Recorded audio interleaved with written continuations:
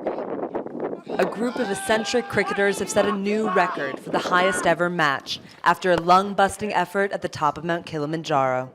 The teams, including former England spinner Ashley Giles and South African fast bowler Micaiah Ntini, the country's first black test player, trekked to the roof of Africa before dawn and played 10 overs each of a 2020 game before clouds stopped play.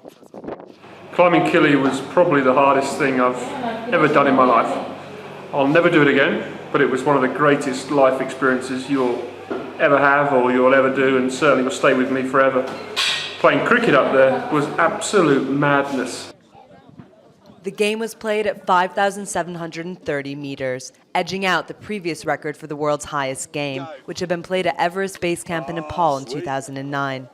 The summit of Kilimanjaro has just half the oxygen of sea level, and players ran the risk of altitude sickness and other complications. You kind of forget where you are for a moment because the game takes place, there's a quick single available, you've got to take that run. But then you get to the other end and it's only 22 yards, but you get to the other end and you're shattered, absolutely shattered. The oxygen levels are minimal, to say the least, up here.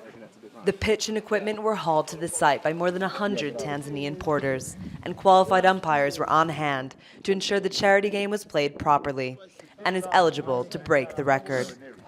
I have climbed Mountain Kilimanjaro for 15 years, taking 100 of tourists on top of Kilimanjaro. I didn't see it, but yesterday I see people from British, England, play cricket on top of Kilimanjaro. That was amazing.